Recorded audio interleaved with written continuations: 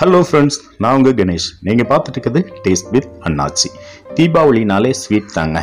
ஆனா கூட தீபாவளிக்கு என்னதான் நம்ம ஸ்வீட் செஞ்சாலும் சிலவங்க ரொம்ப இனிப்பு சுவை வேண்டான்னு நினைக்கக்கூடிய சிலவங்க இருக்காங்க. அப்படிப்பட்டவங்களுக்கு தான் இந்த ஸ்வீட்டுங்க.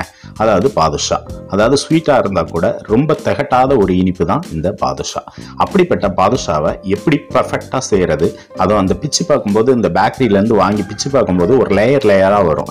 அந்த மாதிரி லேயரா வர்ற அளவுக்கு எப்படி பர்ஃபெக்டா செய்யறது அப்படிங்கிறத இந்த வீடியோல நம்ம பார்க்க போறோம். கொஞ்சம் ஸ்கிப் பண்ணாம ஸ்டெப் பை ஸ்டெப்பா பாருங்க. உங்களுக்கு ஒரு சில சின்ன சின்ன ட்ரிக்குகளை உங்களுக்கு நான் சொல்லி தரேன். அதன்படி நீங்க பாதுஷா செஞ்சீங்கன்னா வேற லெவல் டேஸ்ட்ல இருக்கும். வாங்க அப்பேற்பட்ட பாதுஷா எப்படி செய்யலாம்னு வீடியோக்குள்ள போய் பார்க்கலாம்.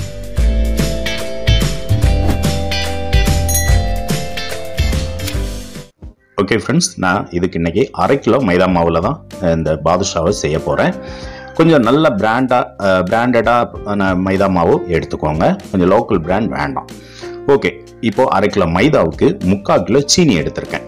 1/2 கிலோ மைதா மாவுக்கு 3/4 கிலோ சீனி, அப்புறம் 100 மில்லி நெய், கொஞ்சம் நல்ல நெய்யாக ஒரு 100 மில்லி, கூடவே வனஸ்பதி ஒரு 100 மில்லி எடுத்திருக்கேன். அப்புறம் 1 டீஸ்பூன் அளவுக்கு சோடா உப்பு வச்சுக்கோங்க. இதில் ஒரு 3/4 ஸ்பூன் நம்ம யூஸ் பண்ண வேண்டியிருக்கும். 3/4 டீஸ்பூன். அப்புறம் கொஞ்சமாக ஒரு பிஞ்ச் அளவுக்கு உப்பு எடுத்துக்கலாம். இப்போ மாவை நம்ம பிசைஞ்சு எடுத்துக்கலாம். ஒரு அகலமான ஒரு பாத்திரத்தை எடுத்துக்கோங்க, மாவு பிசைகிற மாதிரி.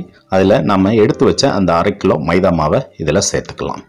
சேர்த்துட்டு நம்ம எடுத்து வச்சிருக்க அந்த 100 கிராம் நெய்யை இதில் சேர்த்துக்கலாம். 100 ml இந்த நெய்யை நீங்கள் மெல்ட் பண்ணி கூட சேர்த்துக்கலாம், இல்லாட்ட கூட பிரச்சனை இல்லை. சேர்த்துட்டு அந்த நெய் எல்லா மாவுலையும் நல்லா பட்டு வர்ற மாதிரி நல்லா பிசைஞ்சு விட்டுக்கோங்க. அப்புறம் அந்த வனஸ்பதியில் நான் ஒரு 70 கிராம் மட்டும், அதாவது 3/4 வாசி மட்டும் சேர்த்துக்கிறேன். ஃபுல்லாக சேர்க்கலை. உங்களுக்கு அப்படி பிடிச்சிருந்துச்சுன்னா நீங்கள் ஃபுல்லானாலும் சேர்த்துக்கலாம். வனஸ்பதியும் சேர்த்துட்டு அந்த மாவை நல்லா பிசைஞ்சு விட்டுக்கோங்க. இந்த மாதிரி மாவை பிசைஞ்சு விட்டு இப்படி பிடிச்சோம்னா கட்டியாக வரணும். திரும்ப உடச்சி விட்டா அப்படியே மாவாக உதிரணும். அதுதான் பதம்.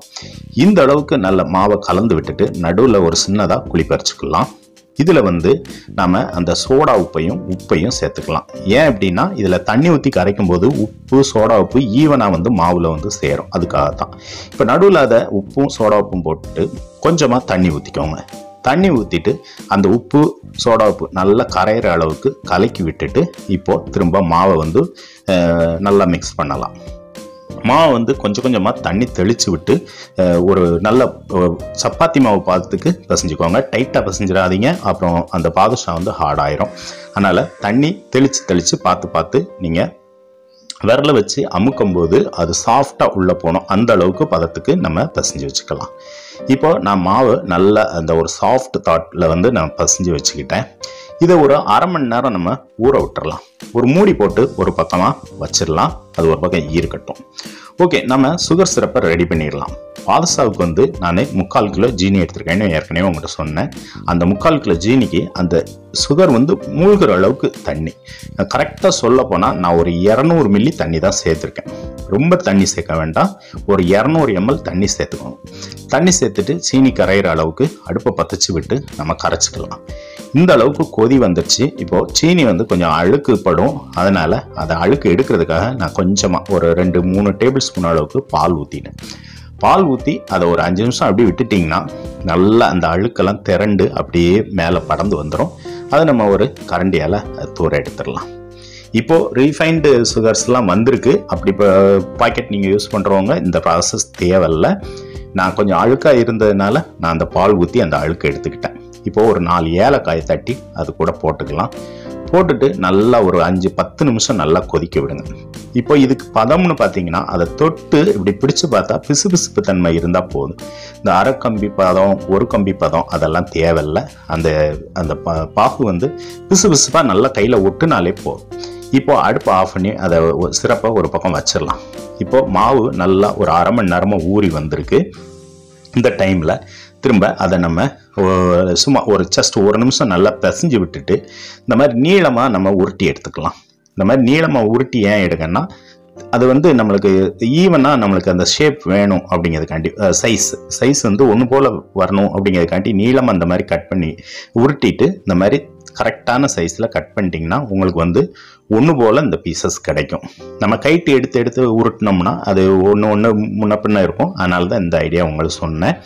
இப்போது நம்ம அதை உருட்டுறதுல தாங்க இந்த பாதுஷாவோட இதே இருக்குது. அதாவது ஒரிஜினல் பாதுஷா என்னென்னா, இந்த கட் பண்ண பாகத்தை மேலும் கீழே நம்ம உள்ளங்கையில் வச்சுக்கிட்டு நல்லா அழுத்தி தேய்ச்சி அப்படியே உருட்டி கொஞ்சம் கொஞ்சமாக ரிலீஸ் பண்ணணும். அப்படிங்கிற மாதிரி இந்த மாதிரி உருட்டி வரும். நடுவில் ஒரு நம்ம பெருவிரலை வச்சு ஒரு அழுத்திட்டு இன்னொரு பெருவிரலோட அந்த எல்போ அந்த முட்டில் வச்சு ஒரு அமுக்குனீங்கன்னா சரியான ஷேப் கிடைக்கும். இதுதான் பேக்கரியில் செய்யக்கூடிய டெக்னிக். நல்லா பார்த்துக்கோங்க. அந்த இதை உள்ளங்கையில் 2 இதுலையும் வச்சுட்டு நல்லா முதல்ல அழுத்திட்டு அப்படியே உருட்டிகிட்டே அப்படியே கை 2 ரிலீஸ் பண்ணணும். அப்படிங்கும்போது நல்லா சரியான ஷேப்புக்கு வரும். அப்புறம் நடுவில் ஒரு ஹோல் போட்டுறாதீங்க. அழுத்தி விட்டு அந்த பெருவிரல் முட்டில் வச்சு ஒரு அழுத்தினீங்கன்னா இந்த மாதிரி சூப்பரான ஷேப்பில் அருமையாக உங்களுக்கு இந்த பாதுஷா ரெடி ஆயிடுச்சு. இதை நம்ம இன்னும் பொரிச்சு எடுத்துக்கலாங்க. பார்க்கறதுக்கே எவ்வளோ அழகாக இருக்குது பார்த்தீங்களா? இப்போது எண்ணெயை வந்து நீங்கள் ஹை ஃப்ளேம்லேயோ மீடியம் ஃப்ளேம்லேயோ வச்சிடக்கூடாது. ஆரம்பத்திலேயே நீங்கள் சிம்மில் போட்டுருங்க. ஆரம்பத்திலேயே சிம்மில் தான் சூடாகணும். ஒரு 5-6 நிமிஷம் சூடான உடனே புகை வர அளவுக்கு சூடாகிடக்கூடாது. ஒரு சின்ன உருட்டி போட்டிங்கன்னா அது உள்ளே அமுங்கி கிட்டத்தட்ட ஒரு 10 செகண்ட் எண்ணெய்க்குள்ளேயே இருந்துட்டு அப்புறம் மேலே எழும்பி வரும். அந்த மாதிரி பதம் தான். அந்த மாதிரியான சூட்டில் நீங்கள் இதை பொரிக்க ஆரம்பிக்கணும். நம்ம உருட்டி வச்ச பாதுஷாவை ஃபுல்லாக இதில் போட்டு இப்போ பார்த்தாலே தெரியும், எண்ணெய்க்குள்ள போட்டுட்டு ஒரு 2-3 நிமிஷத்தில் அப்படியே மேலே எழும்பி வந்துச்சு. எழும்பி வந்ததுக்கு அப்புறமா நம்ம கரண்டியால் நம்ம திரும்ப பரட்டி விட்டுக்கலாம். அதை மேக்சிமம் நம்ம கடைசி எடுக்கிறதுக்கு முன்னாடி வரைக்கும் சிம்மிலே தான் வேகணும். எடுக்கும்போது மட்டும் ஒரு நிமிஷம் ஹை ஃப்ளேமில் போட்டு இப்படி எடுத்துட்டிங்கன்னா கரெக்டான கலரில் இந்த பாதுஷா வந்துடும். நான் எந்த விதமான ஒரு கெமிக்கல் அதாவது கலர்ஸ் எதுவுமே இதில் நான் ஆட் பண்ணலை. நேச்சுரல் கலர் தாங்க. இதுதான் பேக்கரியோட ஸ்டைல். இப்போ பார்த்தீங்கன்னா எடுத்து நான் இப்போது தனியாக ஆற விட்டுட்டேன். நம்ம எண்ணெயிலேருந்து எடுத்த உடனே தயவுசெய்து நீங்கள் சிரப்பில் போட்டுறாதீங்க. மற்ற அந்த ஜாங்கிரி ஜிலேபிக்கு போடுவோம்ல அந்த மாதிரி இதை வந்து ஆற விட்டுட்டு அதுக்கப்புறம் சிரப்பில் போடணும். நான் கிட்டத்தட்ட ஒரு 10-15 நிமிஷத்துக்கு மேலே ஆற விட்டுட்டு அதுக்கப்புறம் இப்போ நான் சிரப்பில் போட்டிருக்கேன். அப்படி சிரப்பில் போடும்போது ஆற விட்டு போடும்போது தான் அந்த சிரப்பை வந்து இந்த பாதுஷா அப்சர்வ் பண்ணும். ஏன்னா மற்றது ஜாங்கிரி ஜிலேபினா வந்து உங்களுக்கு உள்ளே வந்து ஹோல் இருக்கும், ஹாலோவாக இருக்கும். அதனால் அப்சர்வ் பண்ணிடும். இது அப்படி ஹாலோவாக இருக்காது. அதனால் ஆற விட்டுட்டு போடுங்க. இதுதான் செகண்ட் ட்ரிப். அதாவது உங்களுக்கு உருட்டுறதுல ஒரு ட்ரிக் சொல்லி கொடுத்தேன். அப்புறம் இந்த சிரப்பில் போடக்கூடிய ஒரு ட்ரிக். இது மட்டும் நீங்கள் ஃபாலோ பண்ணிட்டீங்கன்னா சூப்பரான அருமையான பேக்கரி ஸ்டைலில் பாதுஷா ரெடி ஆயிரும். நீங்கள் இதே மாதிரி செஞ்சு கொடுத்து உங்கள் ஃப்ரெண்ட்ஸுகளுக்கெல்லாம் கொடுத்து பார்த்தீங்கன்னா கண்டிப்பாக அவங்களே ஆச்சரியப்படுவீங்க. கண்டிப்பாக நீங்கள் பேக்கரியில் தான் வாங்கியிருப்பீங்க. ஓகே ஃப்ரெண்ட்ஸ், இன்னொரு வீடியோவில் நம்ம திரும்பவும் சந்திப்போம். அதுவரை உங்களிடம் விடைபெறுகிறேன். வணக்கம்.